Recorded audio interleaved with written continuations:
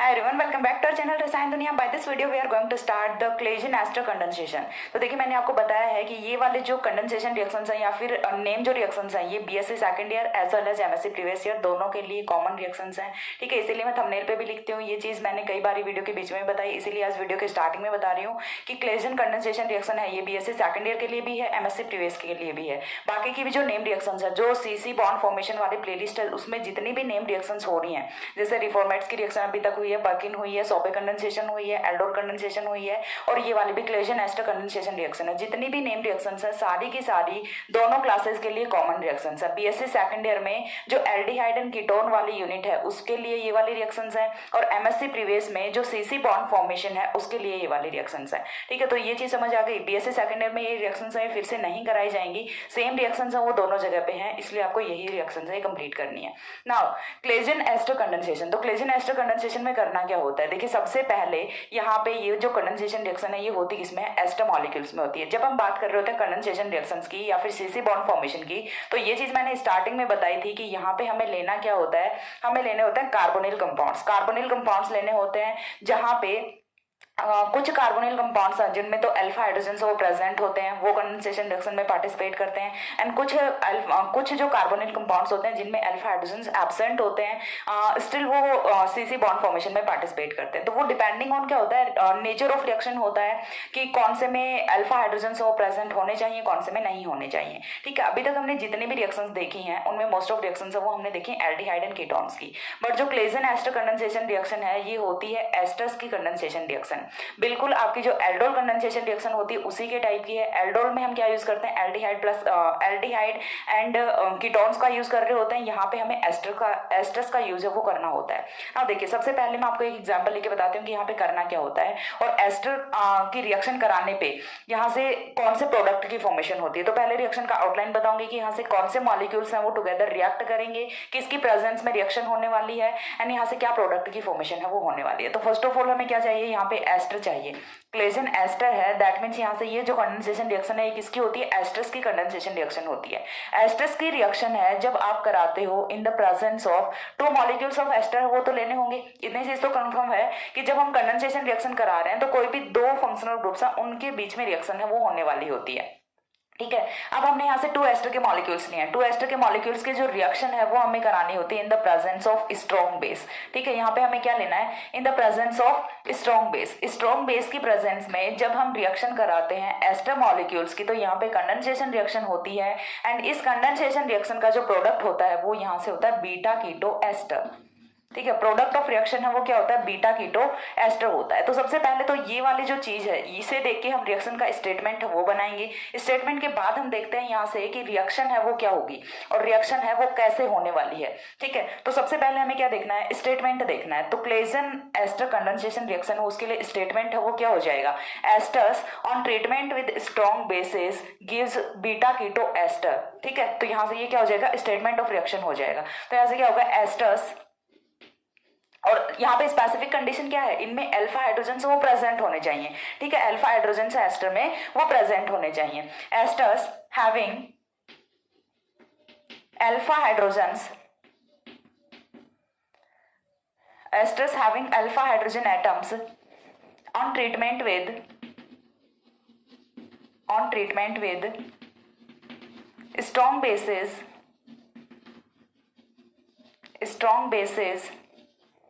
gives beta keto ester and this condensation reaction is Claisen ester condensation।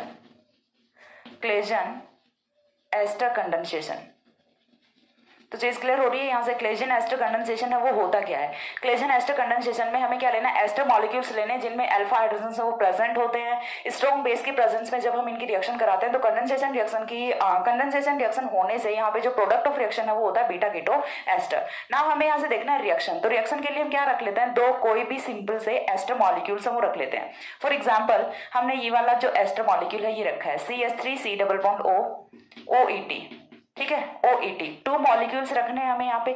2 molecules जब हम रखेंगे then इनकी reaction है वो हमें किसकी प्रेजेंस में करानी है, स्ट्रॉन्ग बेस की प्रेजेंस में करानी है। तो फॉर एग्जांपल हमने क्या ले लिया, C2H5ONA ले लिया, ठीक है, C2H5ONA ले लिया। अभी ये जो C2H5ONA है लास्ट में हमें क्या कराना होता है, ये तो होता है first step of reaction. Second step of reaction है वो यहाँ से क्या होता है, हाइड्रोलिसिस होता है, ठीक है, या फिर हम बोल सकते हैं एसिड बेस रिएक्शन होती है। तो एसिड बेस रिएक्शन के बाद में यहां से जो प्रोडक्ट ऑफ रिएक्शन है वो क्या बनेगा, देखिए CH3 C double bond O CH2 C double bond O OET, ये यहां से प्रोडक्ट ऑफ रिएक्शन बनता है। देखिए क्या होता है, बीटा कीटो एस्टर होता है, ठीक है, क्या होता है, alpha beta, beta keto ester.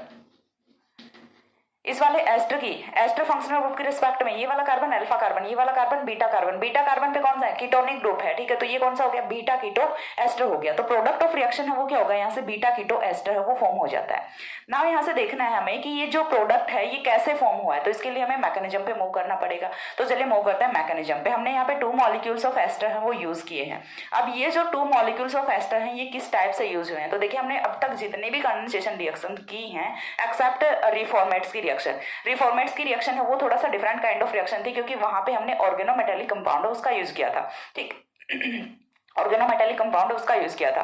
बाकी की जितनी भी रिएक्शंस हैं उनमें हम पहले स्टेप में क्या करते हैं, always formation of enolate ion करते हैं, ठीक है, ऑलवेज हम क्या करते हैं, फॉर्मेशन ऑफ इनोलेट आयन करते हैं, यानी कि बेस की प्रेजेंस में। और जितनी भी कंडेंसेशन रिएक्शंस हैं except aldol condensation, aldol condensation को यदि हम छोड़ दें तो एल्डोल कंडेंसेशन वो acid as well as base दोनों मीडियम में प्रोसीड करता है। बाकी की जितनी भी कंडेंसेशन रिएक्शंस है वो सारी की सारी बेसिक मीडियम में प्रोसीड करती हैं, ठीक है। तो ये वाली रिएक्शन है ये भी बेसिक मीडियम में हो रही है। जब भी कोई alpha hydrogen having carbonyl compound है, कार्बोनिल इसे हम कार्बोनिल बोल सकते हैं क्योंकि एस्टर वो भी तो कार्बोनिल का ही डेरिवेटिव होता है। तो कोई भी alpha hydrogen atom having carbonyl compound है वो जब बेस के साथ में रिएक्ट करेगा तो वहां से ऑलवेज कार्ब एनायन की फॉर्मेशन होगी, एंड कार्ब एनायन है ड्यू टू कॉन्जुगेशन वहां से इनोलेट आयन की फॉर्मेशन करेगा, और वो इनोलेट आयन फर्दर किसी दूसरे इलेक्ट्रोफिलिक कार्बोनिल सेंटर पे अटैक करता है, ठीक है। ये होती है एक प्रोसेस, हर एक कंडेंसेशन रिएक्शन में ये कॉमन प्रोसेस होती है कि फर्स्ट स्टेप में हमें क्या करना होता है, जनरेशन ऑफ इनोलेट आयन करना होता है या फिर फॉर्मेशन ऑफ इनोलेट आयन है वो करना होता है।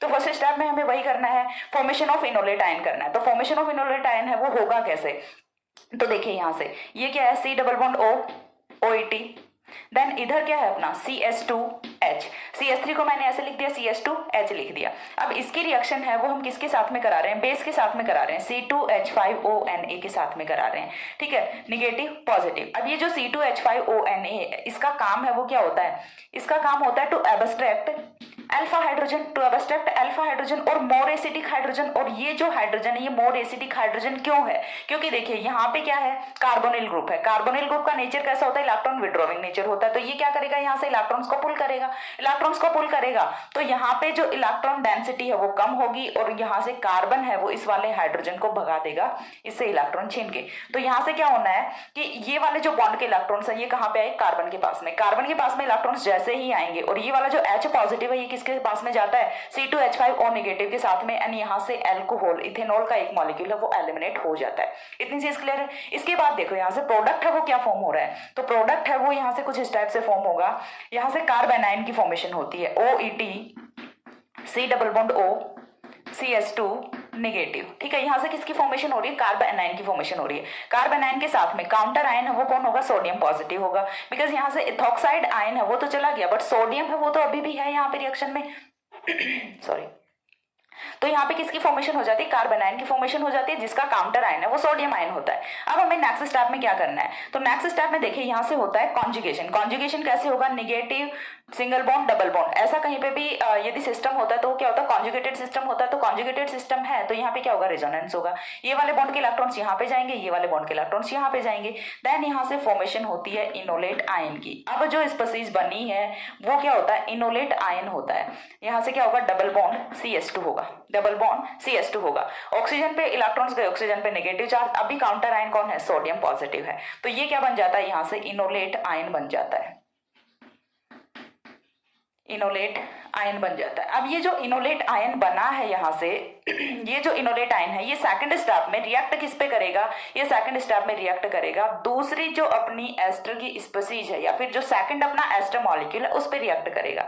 एक जो एस्टर मॉलिक्यूल है उससे तो हमने यहाँ से फॉर्मेशन ऑफ इनोलेट आयन कर लिया, उसके बाद एक एस्टर मॉलिक्यूल है वो और भी बचा हुआ। हमने स्टार्टिंग में रिएक्शन में यहाँ पे 2 मॉलिक्यूल्स ऑफ एस्टर वो यूज किए हैं, तो एक मॉलिक्यूल अभी तक हमने उसी पे काम किया है, दूसरा मॉलिक्यूल है हमारे पास में वो भी ऐसे का ऐसा ही है, तो अब हम उस पर रिएक्शन कराते हैं। ठीक है, इनोलेट आयन है ये रिएक्ट करेगा ऑन द कार्बोनिल सेंटर और electrophilic centre of the another ester molecule. ठीक है, तो यहाँ से सेकंड स्टेप, ये कौन सा था, फर्स्ट स्टेप था, स्टेप फर्स्ट। स्टेप सेकंड में क्या करना होता है, यहाँ से देखिए स्टेप सेकंड में फर्स्ट ऑफ ऑल हमें क्या चाहिए, दूसरा एस्टर का मॉलिक्यूल है वो लेके आना है, तो दूसरा एस्टर का मॉलिक्यूल है वो अपना कुछ इस टाइप से होगा, CH3 C double bond O OET।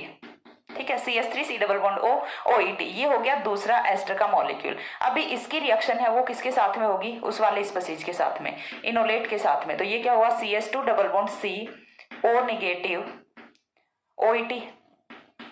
ठीक है, बार बार इस पे काउंटर आयन लगाने की नीड नहीं है, काउंटर आयन का फिक्स है कि यहाँ से जहां कहीं पे भी नेगेटिव चार्ज जाएगा उसी के साथ में काउंटर आयन है वो चला जाएगा। ठीक है, जब तक मॉलिक्यूल न्यूट्रल नहीं होता काउंटर आयन है वो भी साथ साथ में घूमता रहेगा। इतनी चीज क्लियर हुई यहाँ से। अभी देखिए यहाँ पे ये वाले जो बॉन्ड के इलेक्ट्रॉन्स हैं ये मूव कहाँ पे करेंगे, यहाँ पे, बिकॉज जो ये वाला कार्बन है ये कौन सा होता है, इलेक्ट्रोफिलिक होता है, और इलेक्ट्रोफिलिक को क्या चाहिए, इलेक्ट्रॉन्स चाहिए। इलेक्ट्रॉन्स कहाँ से मिल रहे हैं, इस वाले पाई बॉन्ड से मिल रहे हैं। जैसे ये वाले बॉन्ड के इलेक्ट्रॉन्स आएंगे तो ये बॉन्ड है ये यहाँ पे फिर से मूव कर जाएगा। ठीक है, चीज समझ आ रही है, जैसे ही ये वाले बॉन्ड के इलेक्ट्रॉन्स यहाँ पे आएंगे तो ये वाला जो बॉन्ड है ये यहाँ पे मूव कर जाएगा। ठीक है, और ये वाले बॉन्ड के इलेक्ट्रॉन्स हैं ये कहाँ पे जाएंगे, ऑक्सीजन की तरफ जाएंगे। तो देखिए नेक्स्ट स्टेप में यहाँ से कुछ इस टाइप से प्रोडक्ट की फॉर्मेशन होगी। देखिए मैं बता रही हूँ CH3 है उसे एज इट इज लिखना है।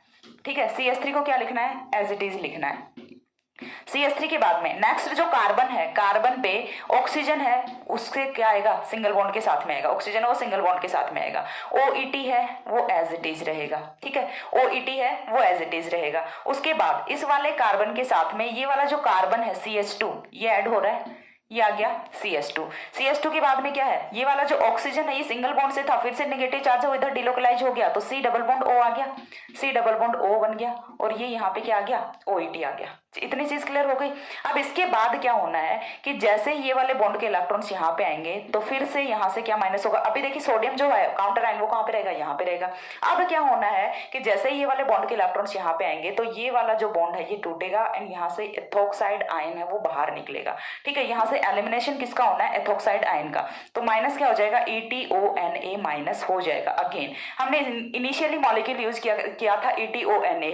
ठीक है, और यहाँ से फिर से क्या एलिमिनेट हो गया, ETONA, C2H5ONA को हम ETONA लिख सकते हैं। देन यहाँ से क्या हो, माइनस हो गया, ETONA है वो माइनस हो गया। अब इसके बाद देखिए क्या मॉलिक्यूल यहाँ से फॉर्म होता है, CH3 C double bond O, then क्या बनेगा CH2 C double bond O OET।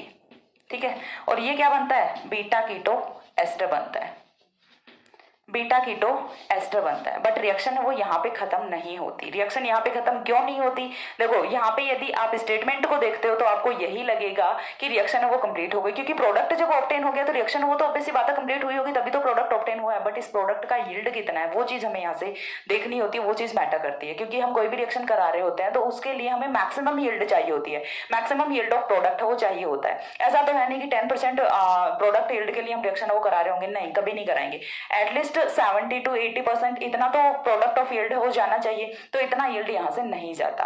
Then इसीलिए देखिए मैंने अभी तक सिर्फ एक जो स्टेप है उसी का यूज हुआ है। मैंने क्या बोला था कि सेकंड स्टेप ऑफ रिएक्शन है वो क्या होता है, यहाँ से एसिड बेस रिएक्शन होती है। ठीक है, सेकंड स्टेप ऑफ रिएक्शन वो क्या होगा, एसिड बेस रिएक्शन होगी। अब एसिड बेस रिएक्शन है वो किस टाइप से होती है, तो यहाँ पे जो बीटा कीटो एस्टर बना है, ठीक है, यहाँ पे जो बीटा कीटो एस्टर बना है इस पे फिर से एथोक्साइड या फिर बेस का सोडियम एथोक्साइड की रिएक्शन होती है। ठीक है, यहाँ पे रिएक्शन कंप्लीट नहीं हुई है, क्यों कंप्लीट नहीं हुई है वो चीज भी मैं आपको बताती हूँ। देखिए यदि आप रिएक्शन को यहाँ पे कंप्लीट कर देते हैं, बस पहली बात तो ये होती नहीं है यहाँ पे कंप्लीट, बिकॉज जब रिएक्शन कराई जाती है तो ये ऑब्जर्वेशन होता है कि जो last step of the reaction होता है, ठीक है, last step of the reaction होता है वो एसिड बेस रिएक्शन होती है। बट यहाँ पे तो कोई एसिड बेस रिएक्शन नहीं है। ठीक है, यहाँ तक तो सिर्फ कंडेंसेशन रिएक्शन है वही कंप्लीट हुई है। ठीक है, अब एसिड बेस रिएक्शन है वो होती कैसे है, तो जो सेकंड स्टेप में बना हुआ अपना बीटा कीटो एस्टर होता है, second step of the reaction में बना हुआ बीटा कीटो एस्टर होता है, वो फर्दर इस वाले बेस के साथ में रिएक्ट करता है। ठीक है, वो क्या करेगा, फर्दर फर्दर इस वाले बेस के साथ में रिएक्ट करेगा।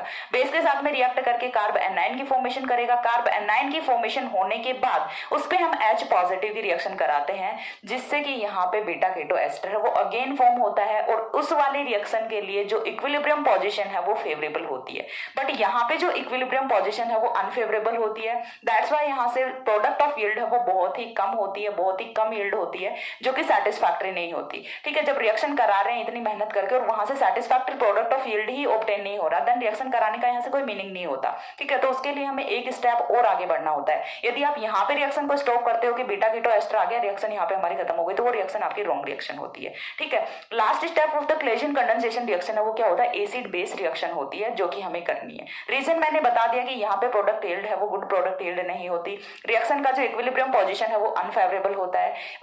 वहीं यदि हम एसिड बेस रिएक्शन के बाद की बात करें तो तब जो बीटा कीटो एस्टर फॉर्म होता है वो जो है वो उस टाइम पे जो पोजीशन इक्विलिब्रियम है वो यहाँ से फेवरेबल होता है। दैट्स वाई एक स्टेप है हमें वो यहाँ से करनी होती है। देन हम मूव करते हैं स्टेप थर्ड पे। स्टेप थर्ड में देखिए क्या होना है, यहाँ से काफी सिंपल सा स्टेप है। अगेन हमें क्या लेना है, बीटा कीटो एस्टर जो हमारे पास में ऑलरेडी बना पड़ा है हमें वही उठाना है। ठीक है, क्या लेना है, CS3 C double bond O CS2 C double bond O OET।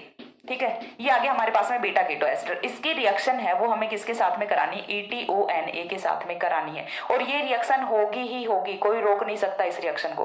ठीक है, देन यहाँ से हमें किसके साथ में रिएक्शन करानी है, इसके साथ में। अब भी यहाँ से हमें देखना है मोर एसिडिक हाइड्रोजन, क्योंकि बेस का काम क्या होता है, इस बेस का काम यही होता है कि कहीं से भी करके ये मोर एसिडिक हाइड्रोजन को ढूंढ के लाए। अभी मोर एसिडिक हाइड्रोजन आपको दिख रहे हैं, हाइड्रोजन समूह तो यहाँ पे मिथाइल में भी है, हाइड्रोजन यहाँ पे इथाइल में भी है, बट ये वाला जो CS2 ग्रुप है इसके जो हाइड्रोजन है ये मोर एसिडिक हाइड्रोजन होते हैं। एंड रीजन बिकॉज ऑफ यहाँ पे भी इलेक्ट्रॉन विड्रॉविंग ग्रुप है, यहाँ पे भी इलेक्ट्रॉन विड्रॉविंग ग्रुप है, तो यहाँ से नंबर ऑफ जो इलेक्ट्रॉन डेंसिटी है इस वाले कार्बन पे वो बहुत ही कम होती है, इसीलिए इन वाले हाइड्रोजन की जो एसिडिटी है वो काफी ज्यादा होती है। ठीक है, देन यहाँ से हमें क्या करना है कि ये वाला जो CS2 है इसमें से एक हाइड्रोजन जाएगा एंड यहाँ पे फॉर्मेशन है वो किसकी होने वाली होगी, ETOH की। अगेन यहाँ से माइनस क्या होगा, इथेनॉल का मॉलिक्यूल माइनस होगा एंड जो प्रोडक्ट बनेगा वो यहाँ से कुछ इस टाइप से बनेगा, CS3 एज इट इज रहेगा, C double bond O as it is रहेगा, CH2 में से हमने एक जो H है वो निकाल दिया, उसके बाद फिर से क्या है, C डबल बॉन्ड O है, फिर से क्या है,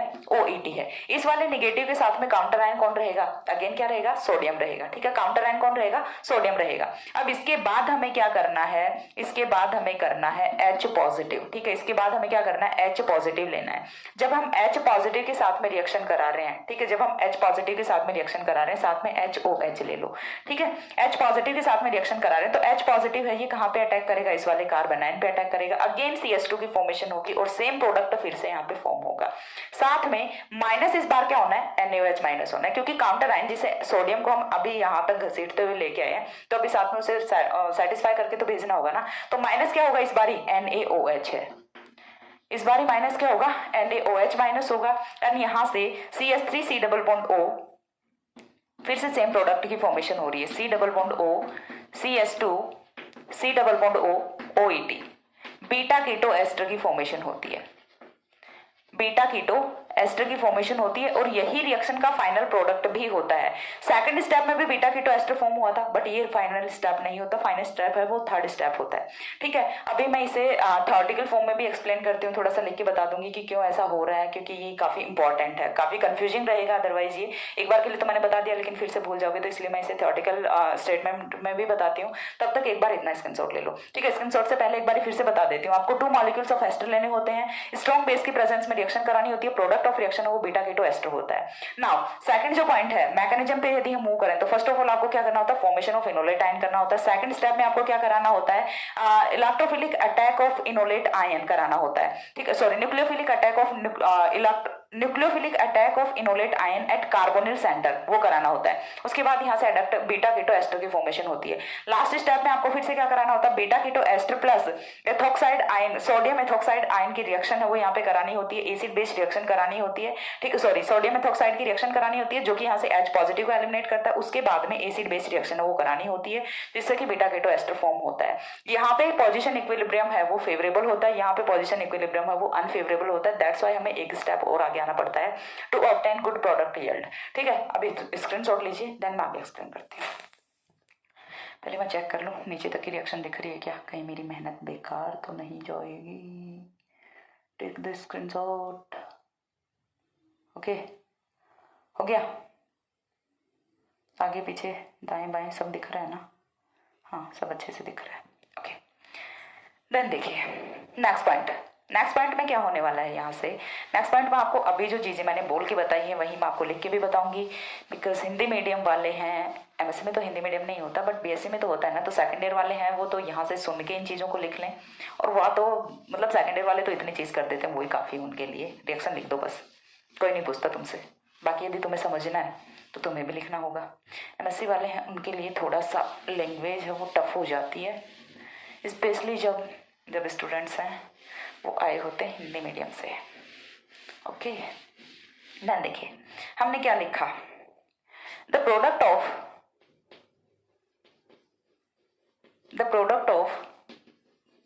second step of the reaction is also beta keto ester,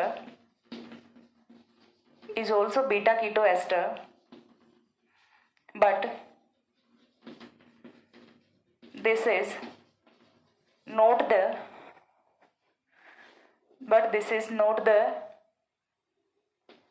final step of the reaction. Because at this step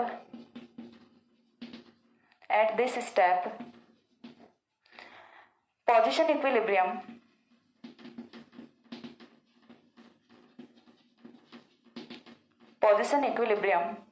of the reaction is unfavorable.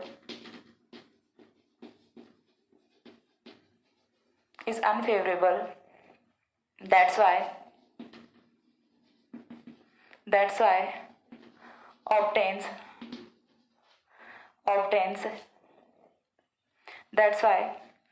do not obtain good yield of product.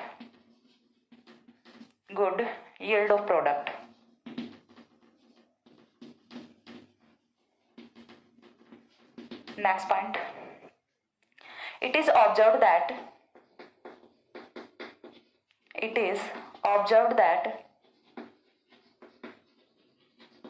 the final step, हाथ दर्द करने लग गया, that the final step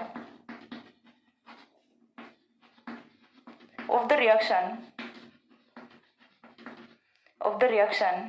is an acid base reaction.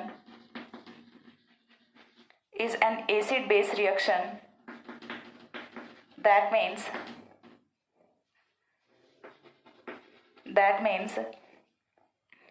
beta keto ester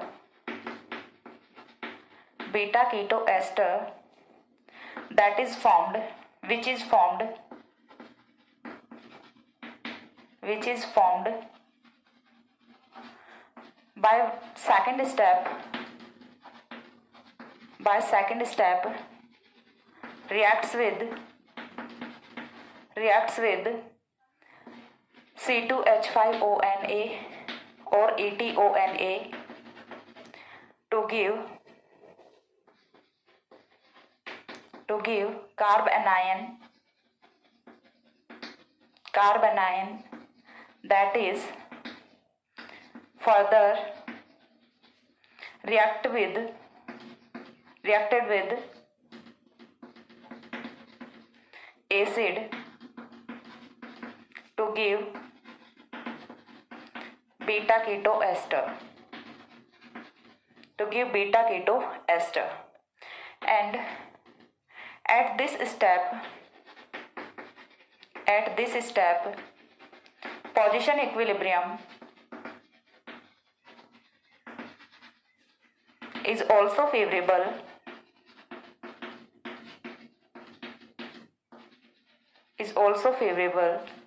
so that obtains good yield of product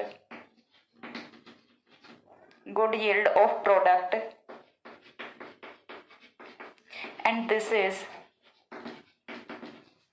the final step of the reaction. This is the final step of the reaction.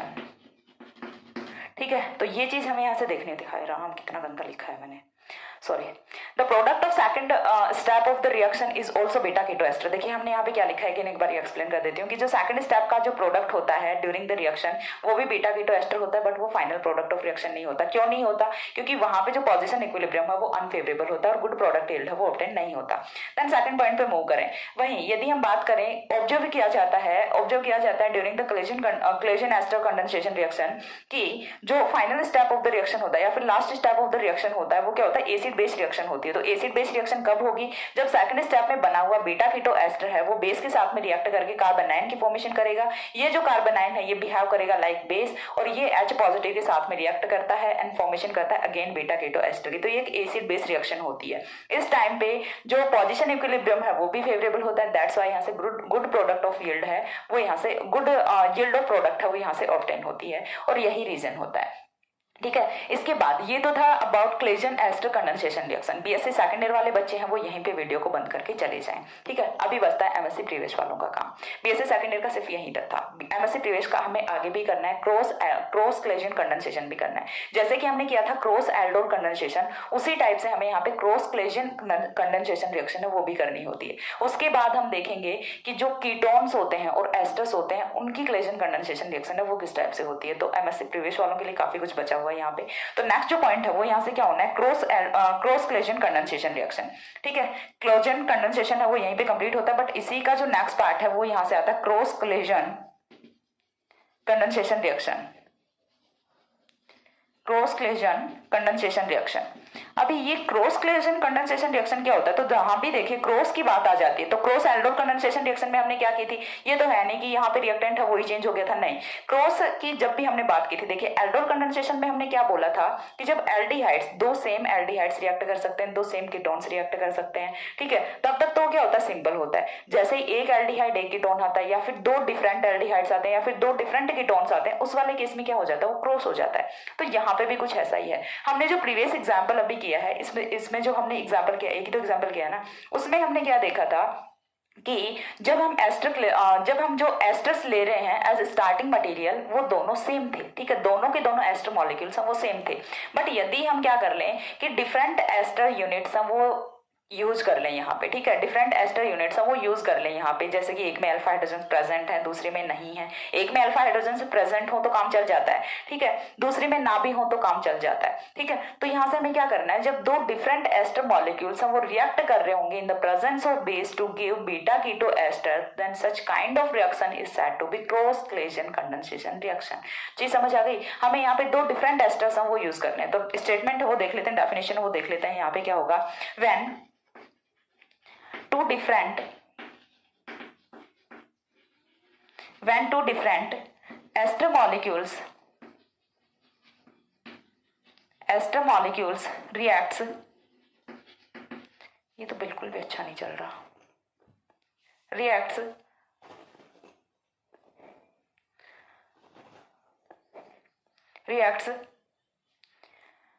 to give beta keto ester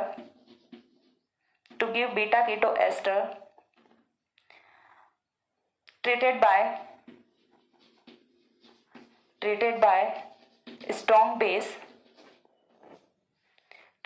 strong base, then such kind of reaction is known as cross collision condensation reaction.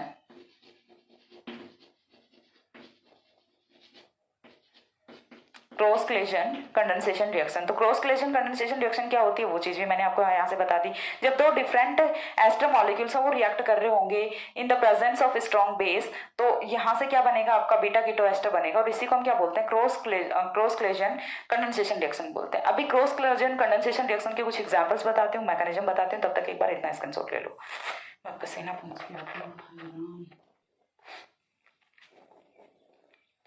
हो गया। इसके बाद देखिए next है वो हमें देखने examples of cross aldol cross Claisen, बार बार एल्डोल ही याद आ रहा है, क्रॉस क्लेजन। इतनी गर्मी में ना दिमाग घूम जाता है। एक तो देखो कई बार ना कई चीज़ें बहुत अजीब लगती हैं, इतनी गर्मी में परेशान होकर वीडियो बनाओ और फिर उस वीडियो को कितने लोग देख रहे होते हैं, 50 लोग 60 लोग, ठीक है। और मैं यहाँ पे इतनी गर्मी में परेशान होकर वीडियो बनाती होती हूँ, पसीना पसीना होके। कोई नहीं, ठीक है। देखिए यहाँ से नेक्स्ट है वो हमें देखने examples of Claisen ester condensation reaction. तो देखिए फर्स्ट एग्जांपल की यदि हम बात करें, मैंने क्या बोला कि यहाँ पे इस बार हमें क्या लेना है, 2 डिफरेंट एस्टर्स लेने हैं। सेम एस्टर्स हम वो नहीं लेने, 2 डिफरेंट एस्टर्स हम वो लेने हैं। फॉर एग्जाम्पल हमने एक जो एस्टर है वो तो लिया ये वाला C6H5 C double bond O OET, ठीक है। एक एस्टर मॉलिक्यूल तो अपना हो गया ये। दूसरा जो एस्टर मॉलिक्यूल है वो हमें कौन सा लेना है, ये ले लिया again CS3 C double bond O OET ले लिया, ठीक है। दोनों जो एस्टर मॉलिक्यूल्स हैं वो डिफरेंट है, चीज समझ आ रही है इतनी, दोनों एस्टर मॉलिक्यूल्स हैं वो डिफरेंट है। अभी मैं आपको मैकेनिज्म तो मैंने आपको एक्सप्लेन कर दिया, अब मैं कैसे बताऊंगी, ट्रिक से बताऊंगी कि ठीक है, ट्रिक से यहाँ पे कैसे प्रोडक्ट है उसकी फॉर्मेशन करनी है आपको।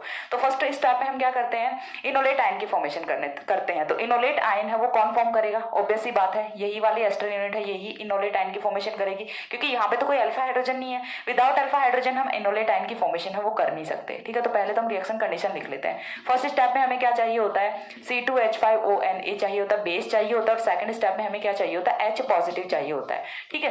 अब यहाँ से देखिए इनोलेट आयन की फॉर्मेशन कौन सी यूनिट करेगी, ये यूनिट फॉर्मेशन करेगी, ठीक है। मैं आपको थोड़ा सा करके बताती हूँ मैकेनिज्म। यहाँ से किसकी फॉर्मेशन होती है CSO OET की फॉर्मेशन होती है। ये बन गया इनोलेट आयन, हमने बनाया पहले वाले स्टेप में, सेम मॉलिक्यूल से बनाया। अभी यहाँ पे ये वाला रिएक्शन करेगा और रिएक्शन करेगा तो देखिए फॉर्मेशन किसकी होनी है, यहाँ पे ये वाले जो स्पीसीज है ये यहाँ पे आके जुड़ेगी और OET है ये यहाँ से निकल जाएगा। तो देखिए मैं आपको ट्रिक से बताऊं तो ट्रिक से आपको क्या करना है, यहाँ से एक हाइड्रोजन निकाली और यहाँ से OET निकाली और दोनों यूनिट्स को जोड़ दीजिए। इतना ही काम करना होता है, यहाँ से हाइड्रोजन निकालना होता है, यहाँ से OET निकालना होता है और दोनों यूनिट्स को जोड़ देना होता है। तो देखिए प्रोडक्ट है वो क्या बनेगा, C6H5 C double bond O, then क्या बनेगा, यहाँ से OET निकाल देना है क्योंकि ये OET निकलता ही है हर एक रिएक्शन में, हमने देखा है बार बार, ठीक है। देन यहाँ से क्या बनेगा, CS2 बनेगा, ठीक है। CS2 बन गया, उसके बाद C डबल बॉन्ड OET, ये एज इट इज रहेगा। एक स्पीसीज में से आपको क्या हटाना होता है, OET हटाना होता है। दूसरी स्पीसीज में से आपको क्या हटाना होता है, H पॉजिटिव हटाना होता है। और H पॉजिटिव और OET दोनों आप सेम स्पीसीज में से हटा नहीं सकते, ठीक है। तो एक स्पीसीज से आपको H पॉजिटिव हटाना है, दूसरी स्पीसीज से आपको OET हटाना है। तो इस टाइप से आपका प्रोडक्ट ऑफ रिएक्शन है वो फॉर्म होता है। एक रिएक्शन समझ आ गई। उसके बाद देखिए दूसरा एग्जाम्पल है वो हम देखते हैं। सेकंड एग्जाम्पल की यदि हम बात करें तो सेकंड एग्जाम्पल है उसमें हमने इस बार क्या लिया है, CS3 CS2 C double bond O OET, ठीक है। प्लस में अगेन हम सेम यूनिट ले रहे हैं, CS3 C double bond O OET, ठीक है। सेम यूनिट हमने फिर से ले ली। दोनों जो यूनिट्स हैं वो डिफरेंट है एक दूसरे से, यहाँ पे CS3 है, यहाँ पे C2H5 है। अब यहाँ पे हमें फिर से वही same reaction condition, C2H5ONA, then साथ में क्या है, H पॉजिटिव है। यहाँ से प्रोडक्ट ऑफ रिएक्शन है वो क्या आएगा, वो चीज हम देखते हैं। तो देखिए अगेन मैंने आपको क्या बताया था, इस बारी पहले वाले में तो हमारे पास में क्या था, एक ही ऑप्शन था कि हम सिर्फ यहाँ से ही इनोलेट आयन जनरेट कर सकते हैं क्योंकि यहाँ पे तो अल्फा हाइड्रोजन ही नहीं था। बट इस बार यहाँ पे भी अल्फा हाइड्रोजन है, यहाँ पे भी अल्फा हाइड्रोजन, ठीक है। ये क्या होते हैं, अल्फा हाइड्रोजन होते हैं। ये वाले भी कौन से होते हैं, अल्फा हाइड्रोजन होते हैं। लेकिन कहाँ से अल्फा हाइड्रोजन जाएगा, कौन सा अल्फा हाइड्रोजन है वो जाएगा इनोलेट आयन की फॉर्मेशन करने के लिए, यानी कि कौन सी स्पीसीज है वो इनोलेट आयन की फॉर्मेशन करेगी। तो यहाँ पे जो अल्फा हाइड्रोजन प्रेजेंट है इसके साथ में कौन है, प्लस आई इफेक्ट वाला ग्रुप लगा हुआ है। CS3 इसका इफेक्ट कौन सा होता है, प्लस आई इफेक्ट होता है। प्लस आई इफेक्ट वाला ग्रुप है तो ये क्या करेगा, एसिडिटी ऑफ हाइड्रोजन को, एसिडिटी ऑफ प्रोटॉन को डिक्रीज करेगा। दैट्स व्हाई यहाँ से जो H पॉजिटिव है उसे निकालना इतना इजी नहीं होता जितना कि यहाँ से होता है, क्योंकि यहाँ पे ओनली इलेक्ट्रॉन विड्रॉविंग ग्रुप है। यहाँ पे इलेक्ट्रॉन विड्रॉविंग के साथ में इलेक्ट्रॉन डोनेटिंग ग्रुप भी है। तो ये क्या करता है, एसिडिटी ऑफ H पॉजिटिव को डिक्रीज कर देता है, लेकिन यहाँ पे ऐसा कोई फैक्टर नहीं है। तो इस बार भी इनोलेट आयन की फॉर्मेशन है वो कहाँ से होने वाली है, इसी स्पीसीज से होने वाली है। इस स्पीसीज से इनोलेट आयन की फॉर्मेशन करने के बाद जो प्रोडक्ट है वो क्या बनेगा, यहाँ से H पॉजिटिव भेज दो, यहाँ से OET नेगेटिव निकाल दो, ठीक है। जो बाकी के बच जाते हैं उन्हें ऐड कर दो। तो देखिए प्रोडक्ट ऑफ रिएक्शन है वो क्या बनेगा, CS3 CS2 C double bond O, OET है वो तो निकालना ही पड़ेगा यहाँ से, ठीक है। तभी तो यहाँ पे CC बॉन्ड की फॉर्मेशन होगी। देन क्या आएगा, CS2 आएगा, CS2 के बाद में again C double bond O OET आएगा, ठीक है। ये बन जाता है यहाँ से प्रोडक्ट ऑफ रिएक्शन। इसके बाद नेक्स्ट एग्जांपल है थर्ड एग्जांपल पे यदि तो थर्ड में हमें लेना है, देखिए यहाँ से एक और एग्जांपल हम ले लेते हैं, C6H5CS2 C double bond O OET। ठीक है, इस बार हमने एक एस्टर यूनिट है ये तो ये ले ली। इस बार दूसरी जो एस्टर यूनिट है वो हम ले लेते हैं डाई एस्टर, COOET COOET। ठीक है, दूसरी जो एस्टर की यूनिट है वो हमने लिया है यहाँ से डाई एस्टर। अब डाई एस्टर लिया है तो यहाँ से प्रोडक्ट ऑफ रिएक्शन है वो क्या फॉर्म होगा। देखिए अगेन हमें क्या चीज देखनी, क्या यहाँ पे कोई अल्फा हाइड्रोजन है, नहीं है। अल्फा हाइड्रोजन वो सिर्फ इस वाली यूनिट में है, ये क्या है अल्फा हाइड्रोजन, और अल्फा हाइड्रोजन की जो एसिडिटी है वो भी काफी ज्यादा है, बिकॉज यहाँ से भी कौन है इलेक्ट्रॉन विड्रॉइंग ग्रुप है, यहाँ से भी कौन है इलेक्ट्रॉन विड्रॉइंग ग्रुप है। फेनिल ग्रुप का माइनस आई इफेक्ट होता है, फेनिल ग्रुप का माइनस आई इफेक्ट होता है बिकॉज यहाँ पे sp2 हाइब्रिडाइज्ड कार्बन होता है, और sp2 हाइब्रिडाइज्ड कार्बन का ऑलवेज माइनस आई इफेक्ट होता है। ठीक है, sp3 का प्लस आई होता है, sp2 का माइनस आई होता है, sp का भी माइनस आई इफेक्ट होता है। ठीक है, ये कॉमन चीजें होती है जो कि आपको पता होनी चाहिए। तो ये वाला जो अल्फा हाइड्रोजन है इनकी एसिडिटी वो काफी ज्यादा होती है। तो यहाँ से फर्स्ट ऑफ ऑल हमें क्या पता होना चाहिए, reaction condition. Reaction condition ETONA, second step H positive. ठीक है, तो प्रोडक्ट ऑफ रिएक्शन है वो क्या बनेगा। देखिए सबसे पहले आपको इस टाइप का मॉलिक्यूल देखिए बिल्कुल भी डरना नहीं है। देन क्या करना है आपको, मैं आपको बताती हूँ। देखिए किस टाइप से प्रोडक्ट की फॉर्मेशन है वो करनी होती है, बहुत ही इजी सी रिएक्शन है। इसका मैकेनिज्म भी हम देखेंगे। ऊपर वाली जो दोनों रिएक्शन है इनका मैकेनिज्म खुद से लिखना है आपको, ड्रॉ करके देख लेना, एग्जांपल्स मैंने आपको दे दिए हैं। अब देखिए यहाँ पे इस वाले में कोई अल्फा हाइड्रोजन है नहीं, तो इस वाली यूनिट को एक बार के लिए छोड़ दो। यहाँ से हम क्या करेंगे, इनोलेट आयन की फॉर्मेशन करेंगे। इनोलेट आयन की फॉर्मेशन करने के बाद मैंने क्या बोला कि एक यूनिट से आपको क्या निकालना है, H पॉजिटिव निकालना है, दूसरी यूनिट से आपको OET निगेटिव निकालना है। तो यहाँ से पहले H पॉजिटिव निकाल देते हैं। तो जब यहाँ से हम H पॉजिटिव निकालेंगे तो ये क्या बना, C6H5CH बना। ठीक है, C6H5CH बना। ठीक है, देन यहाँ से C double bond O OET, ये तो एज इट इज ही है, ये तो एज इट इज है। देन यहाँ से 3 बॉन्ड्स हैं वो बने हुए, एक बॉन्ड की कमी है, वो बॉन्ड कहाँ पे होता है, डबल बॉन्ड यहाँ पे होता है और नेगेटिव चार्ज ऊपर की तरफ होता है। अब इस वाले कार्बन के साथ में कौन जुड़ेगा, तो इस वाले कार्बन के साथ में कौन जुड़ेगा, दोनों में से कोई भी एक कार्बोनिल जुड़ेगा। ठीक है, और जिसपे इनोलेट आयन का अटैक हो रहा है वहां से कौन जाएगा, OET माइनस जाएगा। तो देखिए फॉर एग्जांपल हमने माना कि यहाँ पे इनोलेट आयन का अटैक हो रहा है, तो इनोलेट आयन का अटैक होगा तो यहाँ से कौन जाएगा, OET माइनस जाएगा। तो ये C डबल बॉन्ड O है, ये तो एज इट इज आएगा। उसके बाद C double bond O OET आएगा।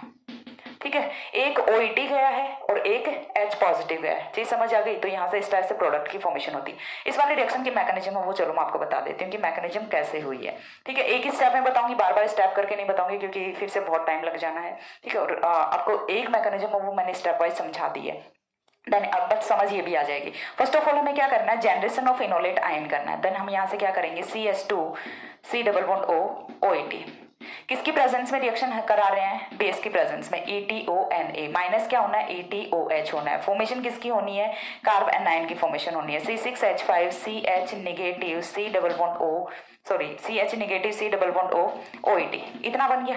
इसके बाद में क्या होना है, इसके बाद में वही कॉन्जुगेशन होना है। क्या होगा, ये वाले बॉन्ड नेगेटिव चार्ज के इलेक्ट्रॉन्स यहाँ पे और ये वाले इलेक्ट्रॉन्स यहाँ पे, क्या बनेगा, C6H5CH double bond C O negative OET। ठीक है, ये क्या बन गया, इनोलेट आयन बन गया। अभी सेकंड स्टेप में, ठीक है चलो बता देती हूँ, स्टेप वाइज बता देती हूँ। सेकंड स्टेप में हमें क्या करना होता है, तो सेकंड स्टेप क्या होगा, देखिए यहाँ से जो इनोलेट आयन बना है ये अटैक किस पे करेगा, जो अपना एस्टर है उस पे अटैक करेगा। देन क्या बना, C6H5CH negative CH double bond C O negative OET, plus में क्या आएगा, C double bond O OET। दोनों जो कार्बोनिल है यहाँ पे, दोनों जो एस्टर मॉलिक्यूल्स हैं वो सेम ही है, तो चाहे आप कहीं पे भी रिएक्शन करा लो, ठीक है सेम ही बात होती है। देन यहाँ से क्या होगा, अब ये वाली एक तो साइट है, एक ये वाली रिएक्शन साइट है, दोनों में से कहीं पे भी रिएक्शन करा दो। फॉर एग्जांपल हमने यहाँ पे रिएक्शन करा दी, ठीक है, फॉर एग्जांपल हमने यहाँ पे रिएक्शन करा दी, तो जब यहाँ पे रिएक्शन कराएंगे तो ये वाले जो बॉन्ड के इलेक्ट्रॉन्स हैं ये कहाँ पे जाएंगे, ऊपर के साइड जाएंगे, और ये वाले बॉन्ड के इलेक्ट्रॉन्स हैं ये कहाँ पे आएंगे, यहाँ पे आएंगे। देखिए कैसे होती है रिएक्शन, मैं आपको बताती हूँ। ठीक है, C6H5 एज इट इज रहेगा, CH एज इट इज रहेगा। CH के साथ में सिंगल बॉन्ड से कौन जुड़ेगा, ये वाला कार्बन जुड़ेगा। इस कार्बन के साथ में कौन है, C डबल बॉन्ड O है और OET है। आधा काम हो गया। देन यहाँ से ये जो बॉन्ड है ये किसके साथ में फॉर्म हो रहा है, इस वाले कार्बन के साथ में, इस वाले कार्बन के साथ में नेगेटिव चार्ज, नेगेटिव के साथ ही यहाँ पे कौन है, OET भी है। देन क्या है, C double bond O OET है। अब क्या होगा, ये वाले बॉन्ड के इलेक्ट्रॉन्स यहाँ पे और माइनस क्या हो जाना है, ETONA, अगेन माइनस हो जाएगा ETONA। अब यहाँ से क्या बनेगा, C6H5 CH C double bond O OET, then क्या बचेगा, C double bond O C double bond O OET बनेगा। ठीक है, बन गया एक बार के लिए बीटा कीटो एस्टर, बट ये वाला तो बीटा कीटो एस्टर नहीं है क्योंकि ये फाइनल स्टेप नहीं है, एसिड बेस रिएक्शन है वो नहीं हुई यहाँ पे। तो हम स्टेप थर्ड पे भी मूव करते हैं। स्टेप थर्ड में हमें क्या करना है, यहाँ से जो कंपाउंड बना है उसकी अगेन रिएक्शन है वो किसके साथ में करानी है, बेस के साथ में करानी है।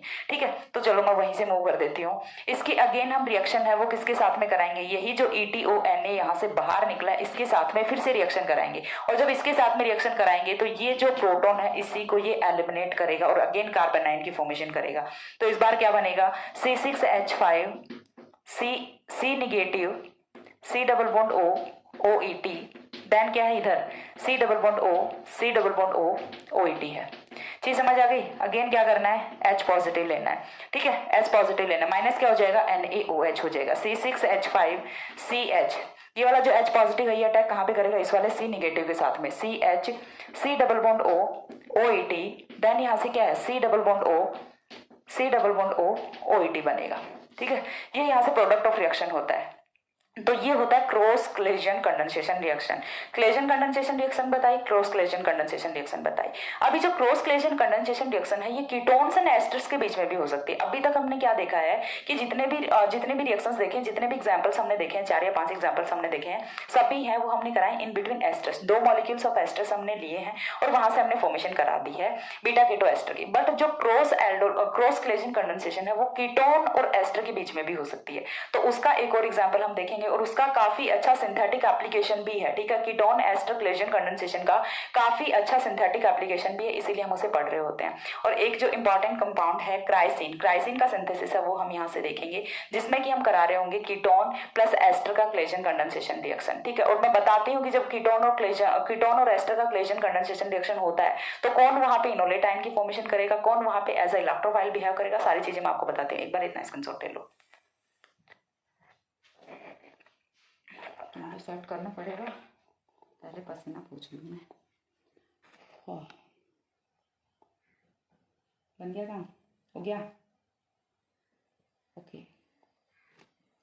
देन देखिए इतना हो गया। इसके बाद नेक्स्ट है वो हमें देखना है ketone ester Claisen condensation reaction, पूरा डिटेल में। इसके बाद क्लेजन कंडेंसेशन रिएक्शन में कुछ भी नहीं बचेगा। अभी तक हमने एस्टर की देखी है, इस बार हम किसकी देखेंगे, कीटोन प्लस एस्टर की क्लेजन कंडेंसेशन रिएक्शन देखेंगे, जो कि हम करने वाले हैं। तो देखिए फर्स्ट ऑफ ऑल हमें क्या करना है, यहां से रिएक्शन है वो अपनी कौन सी है, ketone ester Claisen condensation reaction, ketone ester Claisen condensation reaction. और इसमें हम डायरेक्ट एक एग्जांपल है वही देख लेते हैं, सिंथेसिस ऑफ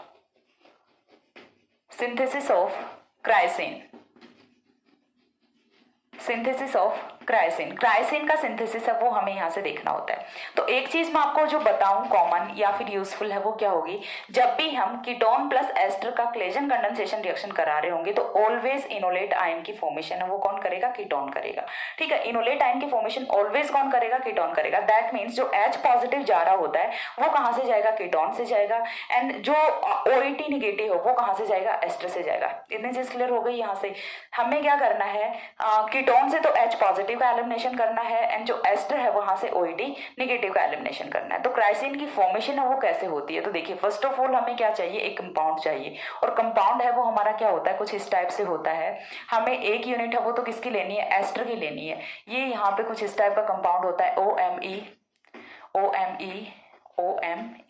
देन यहाँ से क्या होता है, C double bond O CH3 होता है। ठीक है, C double bond O CH3 होता है। अब इतना करने के बाद नेक्स्ट स्टेप है वो हमें क्या कराना होता है, पहले तो देखिए स्टेप वाइज चल रहे हैं, तो पहले मैं आपको रिएक्शन बताऊंगी किस टाइप से यहाँ से क्राइसिन की फॉर्मेशन हो रही है। देन मैं आपको बताती हूँ कि यहाँ पे जो मॉलिक्यूल है वो किस टाइप से हमें लेने हैं। तो पहले डायरेक्ट मैकेनिज्म हम देख लेते हैं या फिर हम पहले मॉलिक्यूल्स हैं वो देख के कर लेते हैं। ठीक है, तो पहला जो मॉलिक्यूल है वो हमें किसका लेना होता है, यहाँ से कीटोन का लेना होता है। कीटोन के बाद जो सेकंड मॉलिक्यूल है वो हमें किसका लेना होता है, यहाँ से एस्टर का लेना होता है।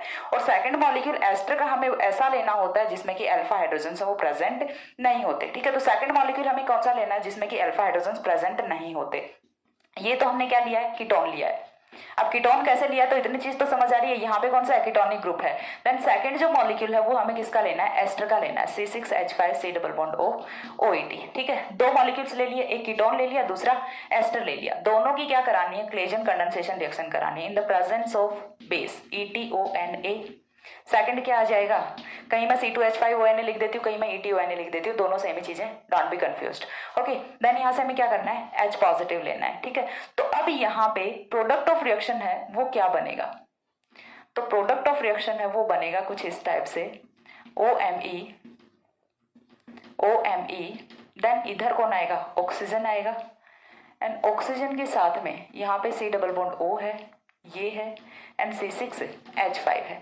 ये क्या होता है, आपका क्राइसिन होता है, ये क्या होता है, क्राइसिन होता है। अब इस क्राइसिन की फॉर्मेशन है वो कैसे हुई है, वो चीज हमें देखनी है कि यहाँ पे हम तो एक ही रिंग लेके चले थे, दो रिंग से इनकी फॉर्मेशन कैसे हो गई, डबल बॉन्ड कैसे आ गया, ये सारी चीजें हैं, ये हमें देखनी है। तो किस टाइप से होती है रिएक्शन, वो चीज हम देखते हैं। Ketone ester Claisen condensation reaction है वो हो रही होती है। तो मैकेनिज्म की यदि हम बात करें तो मैंने आपको एक चीज बताई है कि जब भी हम कीटोन प्लस एस्टर की क्लेजन कंडेंसेशन रिएक्शन कराएंगे तो यहाँ पे एक चीज कॉमन होती है, और वो क्या होती है, ऑलवेज कॉमन या नेसेसरी होती है, हम बोल सकते हैं कि ऑलवेज जो इनोलेट आयन फॉर्म होगा वो किससे होगा, इनोलेट आयन की फॉर्मेशन है वो ऑलवेज किससे होगी, कीटोन से होगी। तो ये हमारा कीटोन का मॉलिक्यूल है, कीटोन के मॉलिक्यूल से हम सोडियम एथोक्साइड की प्रेजेंस में माइनस क्या करेंगे, ETOH करेंगे, यहाँ से ये वाला H पॉजिटिव निकाल देंगे, एंड यहाँ से फॉर्मेशन किसकी हो जाएगी, कुछ इस टाइप की यूनिट की फॉर्मेशन होगी, OMe।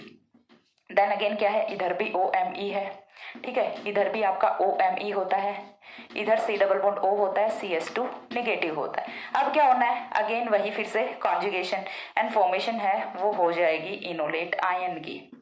ठीक है, ये क्या बनेगा, इनोलेट आयन बनेगा, OMe एंड यहाँ पे क्या आ गया, O नेगेटिव CS2। ठीक है, ये कंपाउंड बन गया। इसके बाद इनोलेट आयन की फॉर्मेशन होने के बाद सेकंड स्टेप में हम क्या कर रहे होते हैं, ये तो हो गया फर्स्ट स्टेप। सेकंड स्टेप में हम क्या कर रहे होते हैं, ये जो इनोलेट आयन है इसकी रिएक्शन हम किसके साथ में कराएंगे, एस्टर के साथ में कराएंगे। तो एस्टर के साथ में रिएक्शन कराएंगे तो रिएक्शन किस टाइप से होगी, देखिए यहाँ पे फर्स्ट ऑफ ऑल तो हमें वही अपना इनोलेट आयन लिखना है, OMe। ठीक है, इसके बाद यहाँ पे क्या है, O नेगेटिव है, ये क्या है, डबल बॉन्ड CS2 है, प्लस में हमें क्या रखना है, C6H5 C double bond O OET रखना है। दोनों की रिएक्शन कराएंगे तो ये वाले जो बॉन्ड के इलेक्ट्रॉन्स हैं ये कहाँ पे जाएंगे, ये यहाँ पे जाएंगे और ये यहाँ पे जाएंगे। नाउ देखिए नेक्स्ट स्टेप में क्या होना है, यहाँ से दोनों जो कंपाउंड्स हैं वो ऐड करेंगे एक दूसरे के साथ में, किस टाइप से ऐड करेंगे, तो ये रिंग है ये आपकी, पहले तो इस रिंग को एज इट इज बना लो, OMe। इसके बाद नेक्स्ट हमें क्या करना होता है, जैसे ये वाले बॉन्ड के इलेक्ट्रॉन्स आएंगे ये वाले बॉन्ड के इलेक्ट्रॉन्स यहाँ पे आएंगे, यानी कि डबल बॉन्ड O हो गया। ठीक है, तो ये डबल बॉन्ड है ये ब्रेक हो गया। CS2 है वो अपना एज इट इज रहेगा, CS2 के साथ में कौन आ रहा है, ठीक है, CS2 है वो अपना एज इट इज रहेगा। इस वाले कोने का मतलब क्या हो गया, CS2 हो गया। इस कोने के बाद में क्या आ रहा है, यहाँ पे ये कौन आएगा, कार्बन आएगा। ठीक है, ये कौन आएगा, कार्बन आएगा, OMe। ठीक है, इस कार्बन पे कौन कौन है, देखिए सबसे पहली चीज O नेगेटिव है, दूसरी चीज OET है, और तीसरी चीज C6H5 है। चीज समझ आ गई, 4 बॉन्ड्स बने हुए हैं कार्बन के, और ये जो है ये क्या है, CS2 है। अब इसके बाद हमें क्या करना है, ये वाले बॉन्ड के इलेक्ट्रॉन्स यहाँ पे आएंगे, चीज समझ आ रही है, ये वाले बॉन्ड के इलेक्ट्रॉन्स कहाँ पे आएंगे, यहाँ पे आएंगे। जैसे यहाँ पे आते हैं तो यहाँ से कौन होगा, OET माइनस होगा, तो अगेन यहाँ से माइनस क्या होना है, ETONA। ये जो Na है काउंटर आयन है, इसे मैं बार बार रिप्रेजेंट नहीं कर रही हूँ, लेकिन ये चीज आपको अंडरस्टूड होनी चाहिए कि यहाँ पे काउंटर आयन है वो अपना होता है। ठीक है, अब इसके बाद यहाँ से प्रोडक्ट ऑफ रिएक्शन है वो कुछ इस टाइप से फॉर्म होना है, OMe, इधर भी क्या आएगा, OMe आएगा, इधर भी OMe आएगा, देन यहाँ से C डबल बॉन्ड O आएगा। ठीक है, और उसके बाद again C double bond O आएगा, C6H5 आएगा, OET यहाँ से एलिमिनेट कर चुका होता है। ठीक है, इतनी चीज आपको क्लियर यहाँ से हो जानी चाहिए। अब देखिए ऑक्सीजन पे क्या है, लॉन पेयर ऑफ इलेक्ट्रॉन है, ठीक है, ऑक्सीजन पे क्या है, लॉन पेयर ऑफ इलेक्ट्रॉन है। और ये वाला जो कार्बन है इसकी नेचर कैसी होती है, इलेक्ट्रोफिलिक नेचर होती है। साथ ही में यहाँ से रिएक्शन है वो फॉरवर्ड डायरेक्शन में इसलिए जाएगी क्योंकि यहाँ से साइक्लिक कंपाउंड की फॉर्मेशन हो रही है, एंड साइक्लिक कंपाउंड में भी स्टेबल रिंग 6 मेंबर रिंग की फॉर्मेशन हो रही होगी। ये वाले जो लॉन पेयर के इलेक्ट्रॉन्स है ये अटैक करेंगे इस वाले कार्बोनिल पे। जैसे ही कार्बोनिल पे अटैक करेंगे तो ये वाले बॉन्ड के इलेक्ट्रॉन्स है ये जाएंगे कार्बन, ये वाले बॉन्ड के इलेक्ट्रॉन्स है ये जाएंगे ऑक्सीजन की तरफ, ठीक है। तो नेक्स्ट स्टेप में यहाँ से क्या होना होता है, नेक्स्ट स्टेप का देखिए मैं आपको बताती हूँ। यहाँ से क्या बनेगा, वही रिंग, पहले तो क्या आएगा, वही सेम रिंग है वो आ जाएगी OMe, OMe। इस बार ये वाला जो ऑक्सीजन है इसने अटैक कहाँ पे कर लिया, देखिए यहाँ से OMe। आज मेरी हैंडराइटिंग बहुत गंदी आ रही है, नजर लग गई मेरी, ठीक है। देन यहाँ से CH2 तक का काम बन गया। अब ये वाला जो कार्बन है इस कार्बन पे ऑक्सीजन पे कौन सा चार्ज आया, नेगेटिव चार्ज आया, इतनी चीज क्लियर है। देन C6H5 है वो एज इट इज रहेगा। यहाँ पे कौन है, ऑक्सीजन, ऑक्सीजन का लॉन पेयर है वो यहाँ पे चला गया, बॉन्ड की फॉर्मेशन हो गई। एक लॉन पेयर अभी भी बचा हुआ है, ऑक्सीजन पे चार्ज आएगा पॉजिटिव, बिकॉज इसका लॉन पेयर ऑफ इलेक्ट्रॉन है वो हमने बॉन्डिंग में यूज कर लिया, और मिथाइल है वो एज इट इज रहेगा। इस बार हमें क्या लेना है, HOH लेना है, ठीक है। इस बार हम क्या लेंगे, HOH लेंगे, और माइनस यहाँ से क्या होगा, MEOH होगा, बिकॉज ये वाला जो मिथाइल ग्रुप है ये अपने बॉन्ड के इलेक्ट्रॉन्स को यहाँ से दे के निकलेगा Me पॉजिटिव की फॉर्म में। यहाँ पे O नेगेटिव है, H जो पॉजिटिव है वो क्या करेगा, यहाँ पे जाएगा और OH की फॉर्मेशन करेगा, और यहाँ से माइनस MEOH है वो हो जाएगा, ठीक है। माइनस क्या होगा, यहाँ से MEOH है वो माइनस होगा। तो नेक्स्ट स्टेप में जो प्रोडक्ट है वो कुछ इस टाइप का फॉर्म होना होता है आपका रिएक्शन में। देखिए क्या बनेगा, ये वाली रिंग है ये एज इट इज रहेगी OMe, यहाँ पे भी OMe एज इट इज रहेगा। यहाँ पे रिंग की फॉर्मेशन हो गई, ऑक्सीजन आ गया, इधर आपका कार्बोनिल है एज इट इज, और ये वाला कार्बन है ये भी है एज इट इज। ऑक्सीजन पे इसके दोनों लॉन पेयर ऑफ इलेक्ट्रॉन्स वो आ चुके हैं, क्यों, क्योंकि यहाँ से मिथाइल ग्रुप है उसका एलिमिनेशन हमने कर दिया। अब इसके बाद यहाँ पे कौन है, एक तो OH है, दूसरा क्या है C6H5 है, ठीक है। एक तो OH है और दूसरा क्या है C6H5 है। इसके बाद हमें क्या करना है, इसके बाद हमें कराना होता है एलिमिनेशन रिएक्शन। और एलिमिनेशन रिएक्शन हम कैसे कराएंगे, हम ले लेते हैं यहाँ पे H2SO4 डिहाइड्रेटिंग एजेंट है वो हम ले लेते हैं। H2SO4 यदि हम लेंगे तो यहाँ से माइनस क्या होना है, माइनस यहाँ से H2O होना है। और H2O माइनस कैसे होगा, देखिए एक हाइड्रोजन यहाँ पे एक हाइड्रोजन यहाँ पे, CH2 होता है, ये वाला H पॉजिटिव जाएगा, ये वाला OH नेगेटिव जाएगा। H2O का मॉलिक्यूल जाएगा तो यहाँ पे डबल बॉन्ड है वो इंट्रोड्यूस होता है, और डबल बॉन्ड इंट्रोड्यूस होगा तो यहाँ से प्रोडक्ट ऑफ रिएक्शन है वो कुछ इस टाइप का फॉर्म होगा, ठीक है। OMe देन इधर ऑक्सीजन है, यहाँ पे डबल बॉन्ड O है, ठीक है। यहाँ पे डबल बॉन्ड आ गया, जैसे ही यहाँ से H2O गया है डबल बॉन्ड आएगा, एंड देन यहाँ पे क्या बचेगा, ओनली C6H5 बचेगा। और यही जो मॉलिक्यूल है ये आपका क्या होता है, क्राइसिन होता है, ठीक है। यही मॉलिक्यूल क्या होता है, क्राइसिन होता है। एक बार अगेन फिर से एक्सप्लेन कर रही हूँ। फर्स्ट ऑफ ऑल आपको एक कीटोन चाहिए होता है, दूसरा एस्टर चाहिए होता है, दोनों की कंडेंसेशन रिएक्शन करानी है तो यहाँ से क्राइसिन की फॉर्मेशन होती है। कीटोन है वो पहले इनोलेटाइन की फॉर्मेशन करेगा, सारी की सारी मैकेनिज्म मैंने बताई है, मैं फिर से एक बार समरी बता रही हूँ कि कैसे क्या होना है, ठीक है। मैकेनिज्म मैंने आपको बताई है तो आप वीडियो को फिर से रिवाइंड करके देख सकते हैं, मैं बार बार बताऊं तो कोई फायदा नहीं है। फिर से आपका क्या होगा, यहाँ से इनोलेटाइन की फॉर्मेशन होगी, ये जो इनोलेटाइन है ये एस्टर पे रिएक्ट करेगा, एस्टर पे रिएक्ट करने के बाद में कुछ यहाँ से इस टाइप की प्रोसेस होती है, माइनस ETO Na होगा, यहाँ तक की जनरल प्रोसेस है। उसके बाद हमें क्या करना है, उसके बाद हमें यहाँ से रिंग सिंथेसिस करना है, ठीक है, फॉर्मेशन ऑफ रिंग करनी है। तो ऑक्सीजन के लॉन पेयर ऑफ इलेक्ट्रॉन वो इस इलेक्ट्रोफिलिक कार्बन पे अटैक करेंगे, ऑक्सीजन पे जाएंगे, बॉन्ड के इलेक्ट्रॉन्स ऑक्सीजन पे आएगा नेगेटिव चार्ज, देन यहाँ से H2O लेंगे तो माइनस होगा MEOH, एंड फॉर्मेशन होती है OH की। जैसे ही OH यहाँ पे बन जाता है तो हम H2SO4 या फिर डिहाइड्रेटिंग एजेंट है वो यूज करेंगे। डिहाइड्रेटिंग एजेंट के प्रेजेंस में यहाँ से OH नेगेटिव जाएगा, H पॉजिटिव जाएगा, तो H पॉजिटिव वो अपने बॉन्ड के इलेक्ट्रॉन्स को छोड़ के जाएगा, यहाँ पे इंट्रोड्यूस होता है डबल बॉन्ड, एंड जो प्रोडक्ट बनता है वो आपका होता है क्राइसिन। तो ये होता है आपका क्राइसिन का मॉलिक्यूल। और ये थी आपकी Claisen condensation reaction, Claisen ester condensation reaction. Claisen ester condensation reaction में इसके बाद बिल्कुल भी कुछ भी नहीं बचता है। यदि आपको कॉन्सेप्ट समझ आ गया तो आपको कोई भी एग्जांपल दे दें, कीटोन एस्टर का दे दें या फिर एस्टर एस्टर का दे दें, टू सेम एस्टर्स का दे दें, टू डिफरेंट एस्टर्स का दे दें, आप हर एक एग्जांपल यहाँ से इजीली कर ले जाओगे, ठीक है। तो क्लेजन एस्टर कंडेंसेशन रिएक्शन में इतना ही है। बाकी नेक्स्ट वीडियो में हम कोई दूसरी रिएक्शन देखते हैं, तब तक के लिए सी या, have a good day, thanks for watching.